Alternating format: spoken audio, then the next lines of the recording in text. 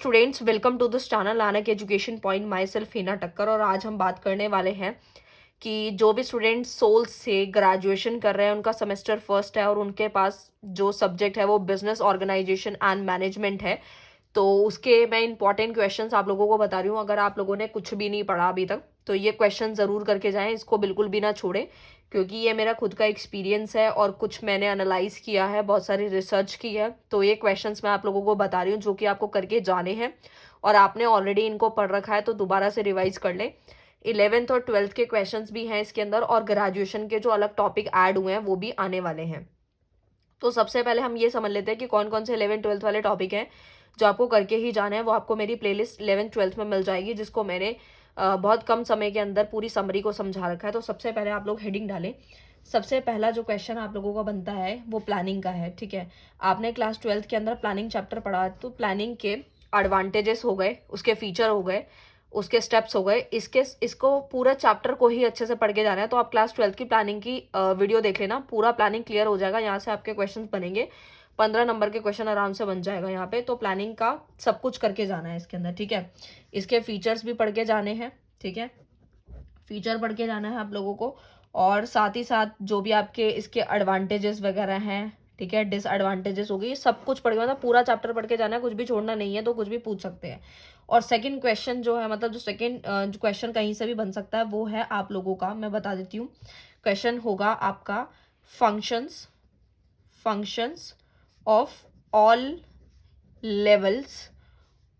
Levels of management. तो ये भी बहुत अच्छे से करके जाना है, ये भी आपको बिल्कुल भी नहीं छोड़ के जाना, क्योंकि यहाँ से भी क्वेश्चंस पूछेंगे। इसमें आपको तीनों चीज़ें एक्सप्लेन करनी है। ये भी आपने क्लास 12th के अंदर पढ़ रखा है, जिसमें हमारा आपको एक्सप्लेन करना है। टॉप लेवल हो गया, मिडल लेवल हो गया, ठीक है, मिडल लेवल हो गया, मिडल हो गया और लोअर।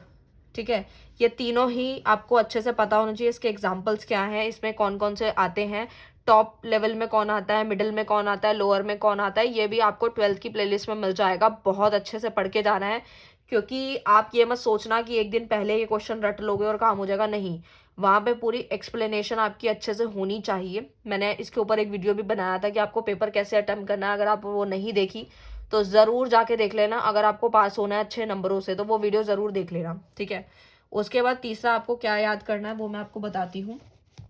ठीक है, तो ये तो वो वाले टॉपिक्स बता रही हूँ जो आप ऑलरेडी पढ़ चुके हैं 11th-12th में। उसके बाद आपको पढ़ना है बीपीओ।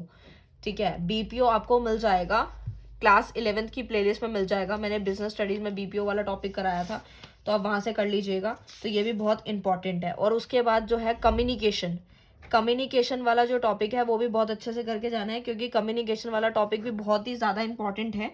ठीक है, यानी common barriers to communication. Question पूरा आ गया, मैं लिखवा देती हूँ।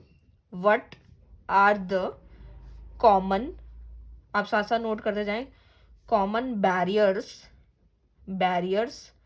To communication. मैं ये वीडियो इसलिए बना रही हूँ क्योंकि मुझे स्टूडेंट्स ने कमेंट किया था कि मैम इंपॉर्टेंट क्वेश्चन के ऊपर वीडियो बना दीजिए, इसलिए मैं बना रही हूँ। ठीक है, तो ये आपको करके जाना है कम्युनिकेशन वाला टॉपिक। और जो आपने कम्युनिकेशन के टॉपिक पढ़ा था क्लास 12th के अंदर वो भी आपको अच्छे से करके जाना है, इसको भी बिल्कुल स्किप नहीं करना। और उसके बाद जो सबसे ज़्यादा इंपॉर्टेंट क्वेश्चन है वो है आपका मैस्लो थ्योरी ऑफ मोटिवेशन। ये भी आपने क्लास 12th के अंदर पढ़ रखा है।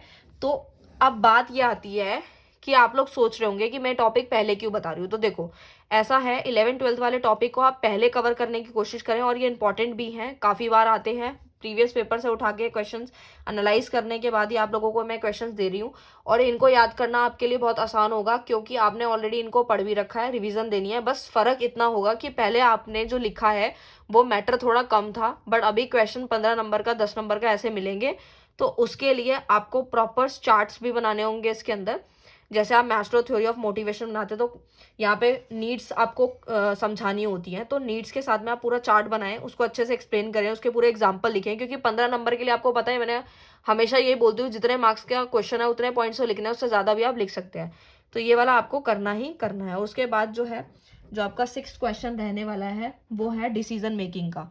ठीक है, ये तो वो वाले क्वेश्चंस हैं जो कि आप पढ़ भी चुके हैं और आएंगे ही आएंगे, तो ये ज़रूर कर ले।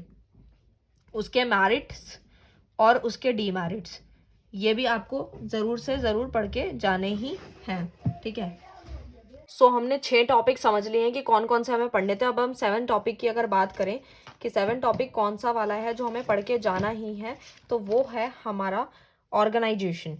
तो ऑर्गेनाइजेशन वाला जो टॉपिक है वो आपको बहुत अच्छे से करके जाना है। बिजनेस ऑर्गेनाइजेशन हो गया, जैसे कि बिजनेस ऑर्गेनाइजेशन, तो ये आपको मिल जाएगा। आप कौन सी बुक पढ़ रहे हैं, आपको सारी बुक से मिल जाएगा। सोल की बुक प्रेफर कर रहे हैं या फिर कोई अदर राइटर की बुक भी अगर आप पढ़ रहे हैं, तो बिजनेस ऑर्गेनाइजेशन के टॉपिक को बहुत अच्छे से करके जाना है। और बाकी भी ऑर्गेनाइजेशन का जो पूरा टॉपिक, पूरा चैप्टर दिया गया है, उसको पूरा पढ़ के जाना है। कोई भी क्वेश्चन यहाँ से आपसे पूछा जा सकता है। उसके बाद आपका 8th जो टॉपिक बनता है, जो सबसे ज़्यादा पूछा जाता है, वो है ई बिजनेस। ठीक है, ई बिजनेस हो गया, ई कॉमर्स हो गया। तो इस तरीके से आपके क्वेश्चन यहाँ से भी काफ़ी बार पूछे गए हैं। उसके बाद जो 9th टॉपिक है वो है आप लोगों का ब्रिक एंड मोटर का कॉन्सेप्ट। आपको अच्छे से पढ़ के जाना है, ब्रिक एंड मोटर का वो अच्छे से पढ़ के जाना है। इसको बिल्कुल भी स्किप मत करना, ये भी बहुत ज़्यादा इंपॉर्टेंट है। और 10th वाला जो है वो कंट्रोलिंग वाला जो चैप्टर है, उसमें से आपको कोई भी घुमा के क्वेश्चन पूछे जाएंगे। ठीक है, तो कंट्रोलिंग वाले चैप्टर को भी बहुत अच्छे से करके जाना है। जैसे प्रोसेस पूछ लेगा, फीचर्स हो गए, इस तरीके से वो जो है पूछ सकते हैं। ठीक है, तो ये रहा आपका 10th टॉपिक जो कि मैंने आप लोगों को बता दिया है। और इसके अलावा भी बहुत सारे क्वेश्चंस हैं जो आप कर सकते हैं, बट ये वाले जो थे 10 टॉपिक जो मैंने आपको बताए हैं, ये तो ज़रूर से ज़रूर करके जाने हैं। जो सिर्फ पास होना चाहते हैं या थोड़े बहुत भी अच्छे नंबर लाना चाहते हैं, तो वो ये कर सकते हैं। बहुत अच्छे मार्क्स भी आ जाएंगे, क्योंकि ये वेरी वेरी इंपॉर्टेंट क्वेश्चन है, इनको छोड़ना बिल्कुल भी नहीं है। बट अगर आप पूरा एग्जैक्ट क्वेश्चन जानना चाहते हैं कि किस तरीके से क्वेश्चन होगा, आंसर कैसे लिखना है, तो उसके ऊपर भी मैं अलग से वीडियो बना दूंगी। आप कमेंट कर सकते हैं अगर आपको कोई भी डाउट आता है तो। विदाउट एनी डिफिकल्टी आप लोग मुझे कमेंट कीजिए, मैं आपको रिप्लाई ज़रूर दूंगी, हर स्टूडेंट का देती हूँ, आपको भी आपका रिप्लाई मिल जाएगा। बट ये वेरी इंपॉर्टेंट टॉपिक थे।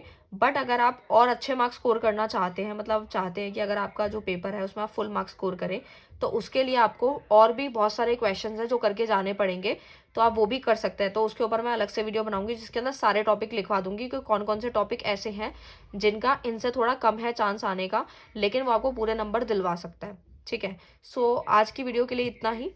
तो मिलते हैं नेक्स्ट वीडियो में। Thank you so much.